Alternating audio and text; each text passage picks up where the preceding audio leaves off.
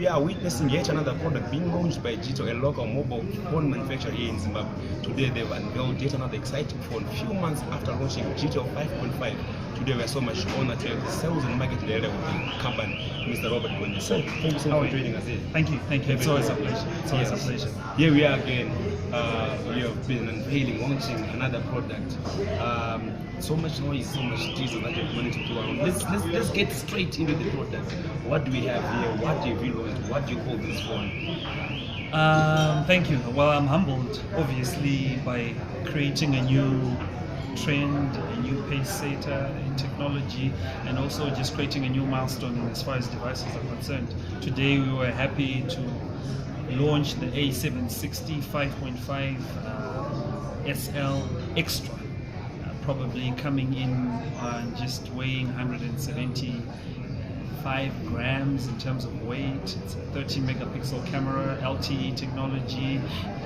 We are saying, look, we are ready for 4G, 5G, and we're not going to wait for MNOs to That's move an first. exciting feature that I never thought that this one actually is. So it actually does it. 4G, LTE. Yes, interesting. It does, because what we realized is in creating affordability and then offering for devices to the nation, we don't want to create devices that are mass dump to the nation, but rather we want to create devices that are offering value, and obviously to make sure that people who have connectivity issues, because we realize and appreciate that fixed network connectivity is expensive in Zimbabwe, so why not make it mobile connectivity, but create the best device which competes on an international platform, competing the likes of the S6 Samsung Edge, and obviously none other than the iPhone 6, but we brought in the SL 5.5 Extra. I think this is definitely going to be a force to reckon. I don't want to speak much on it, but I just want to let people know and go out there and try it and appreciate. Like, you call this one SL 5.5 Extra unit, SL 5.5. Is there any direct link between these two mobiles? Why have you upgraded anything to put in 5.5 Extra, or is just your next flagship that you've just thought to just call 5.5 Extra? Why 5.5 Extra after the 5.5?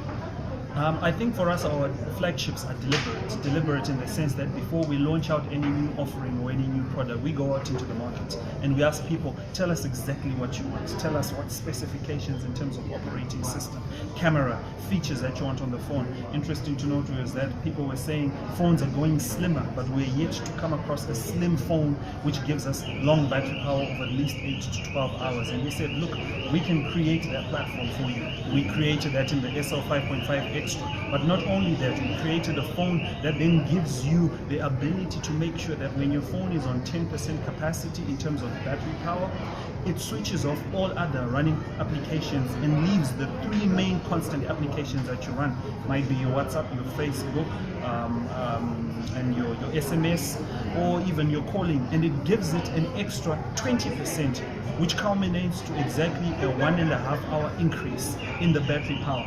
This is what we're saying people want. To top it off, people were saying, look, I'm buying a $1,000 smartphone, I'm buying a $600 smartphone. Chances are 9 out of 10 within a year I'm going to drop that phone and it breaks. And we said, no, we're creating a double-edged dual aluminum framing phone which has got a groove, the same technology used in railway lines, that allows you that when you do hold the phone does not slip from your hands.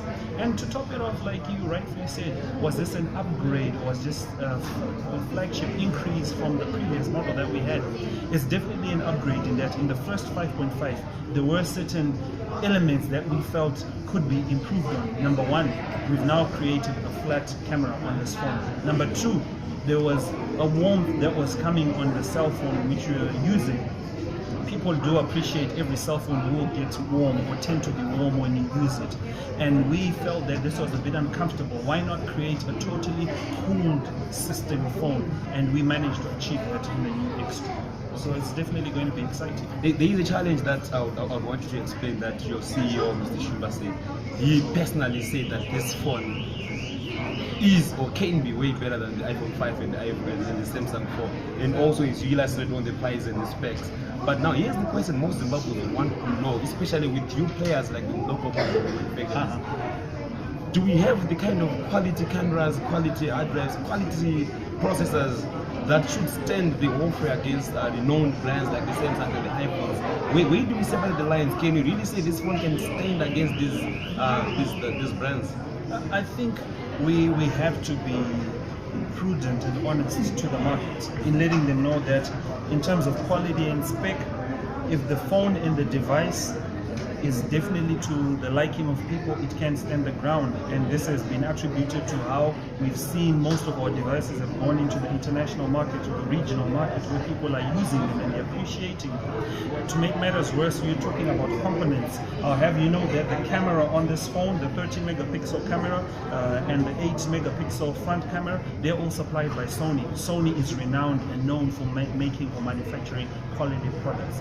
The AMOLED screens that are both front and back, these are specific unique aspects in terms of manufacturing coming out of the Samsung manufacturing plant. So we are not lying and telling them people, yes, products can be made even though they're our brand, but we also give honor where it's due, and we work in partnership to create a device that can stand the test of time and that can also compete on the international level. So I think maybe then the big question that will come will be, how do you measure, or how do you justify the price differences when an iPhone, which is probably much lower specs than your phone, which has higher specs, how then do you manage to launch such a phone in a market like Zimbabwe with a much lower price? Did you say that your parts are actually even higher or have a higher quality? How do you justify the price differences? The price justification is very simple.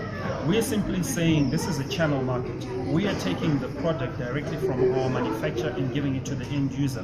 When you're looking at the sales model, obviously bearing in mind the two brands, the iPhone and the Samsung, they've got channel partners where before the product comes from, be it in Asia or Europe where it's manufactured, it goes into Africa, there's another channel partner. From Africa it goes into another country partner, and everyone is adding component in terms of their own dividend in as far as what they're going to get from revenue. For us, we are just taking the product directly from manufacturer to the end user. We're cutting out a lot of middlemen, in short, and because of that our price competes on the international market.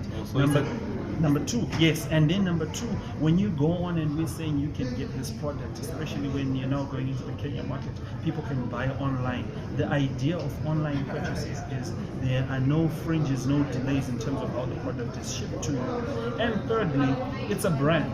I think brands, people buy brands more than anything else. I'll have you laugh about it and say, right now, if you were to buy a Mercedes-Benz, as soon as you walk out of the dealership and the car switches off while you're at the traffic light and refuses to switch on, chances are you're going to say, I did something to the car.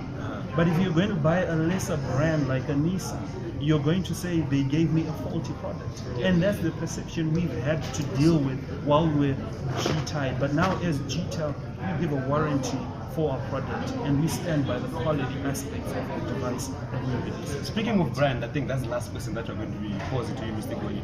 I understand the mobile world or the mobile manufacturing well, it has been hotly competitive. Are you safe? Are you proud? Are you confident that you can one day probably maybe have Gtel competing at global standards worldwide, or maybe getting the phone certified to say this phone can actually stand against other world-class brands? Are you confident that your Gtel phone can have that kind of a certification or authenticity that it can actually stand against these known brands? Do you have that confidence for your phone? I think I don't even have the confidence, but I am already at ease when I say that we've already achieved it, in the sense that this device, when you look at the back end of our devices, they've already been certified by GSMA, which means that they're already quality products competing on the international global scale. So in as far as our brand recognition and our brand reputation is concerned, we've managed to achieve what people can expect.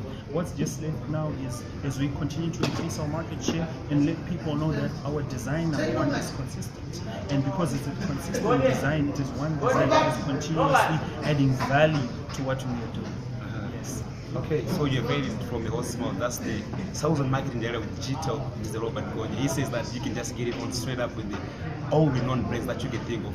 We hope next time when we join you, we're just going to take a time to just get to have a hands-on comparison with other brands. Otherwise, from us here at the official launch of the Gtel SL 5.5 Extra, we say, Charles, thank you so much for taking your time to join us here at Technomake. Thank you. All right. Go and get yours. Okay.